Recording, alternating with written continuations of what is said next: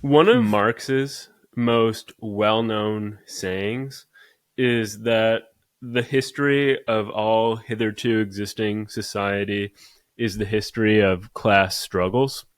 And while the conflict in Palestine is certainly especially pressing today, a lot of the arguments around the conflict depend on its history.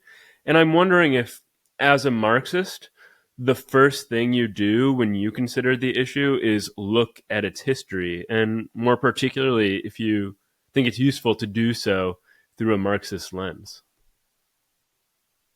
Yes, I mean, if there's anything one could say about why it makes sense to use a Marxist lens, one of the reasons for sure is that Marx, and therefore many Marxists since, think that the historical perspective is a very important way to understand anything that happens.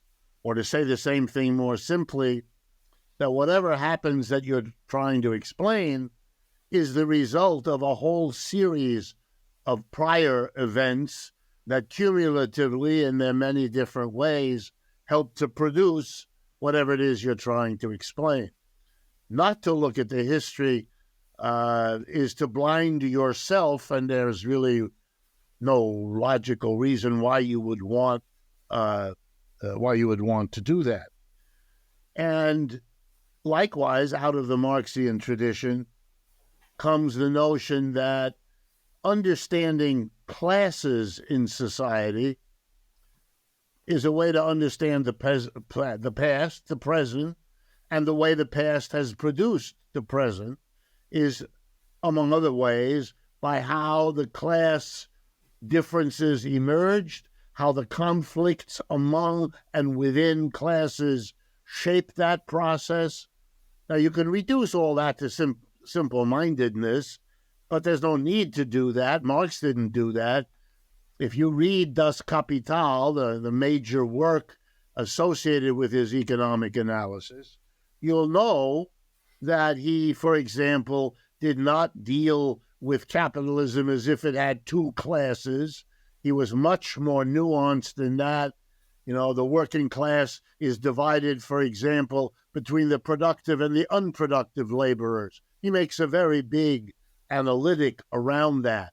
Capitalists are divided between money-lending capitalists, merchant capitalists, and industrial capitalists. And Volume 3 of Capital is an elaborate differentiation of the roles they play in capitalism. To reduce all of that apparatus of class analysis to the notion that he had, the capitalists and the workers, that's childish. It's caricature. It can be used as an early stage of teaching people something. But if you stop at that point, then all the richness of the analysis is gone. So with that said, I don't think that kind of approach is applied very often in the discussions of Israel versus the Palestinians. And that's because most of the participants in these discussions on all the different sides, if one could say that most of them are not much aware of the Marxian tradition and therefore don't make use of it. They make use of other traditions. They don't do that self-consciously. They imagine that the particular tradition in which they work is either the only one or the correct one, as if there were such a thing. I mean, I don't do that. You can't do that within the Marxian framework. Marx's teacher was Hegel. Hegel is the culmination of the Western tradition of epistemology, which is aware that human beings see and experience the world differently. It's exciting and interesting to see and understand the differences, but there is no absolute standard to choose among the different ways. That's what they are, different. And you have to come to terms with that difference. It's a little bit like if you had a certain kind of mentality that couldn't understand that there are different ways of eating food. Knife and fork is one, chopsticks is another, Using your hands is another, and so on. Imagine a person who couldn't leave it at that. Explore the different feelings, the different tastes, the different experiences that are shaped by the utensils that you do or do not use. Imagine a person who couldn't get into that, but who had to determine a little bit crazily which is the right way to eat. Whoa. You back away from that kind of person because you'd see it as a mental weakness. Well, the same applies to ways of thinking.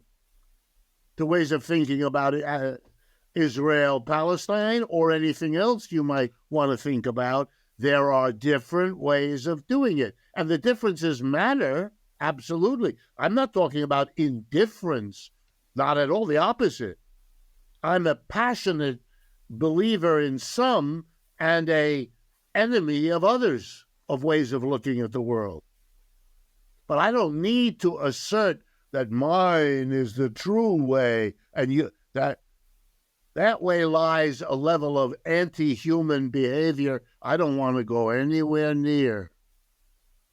Right, having said that, I'm assuming from what you told me that you're interested in how that approach might have something to say about the Israel, Gaza, Palestine tragedy that is playing out around us literally as we speak.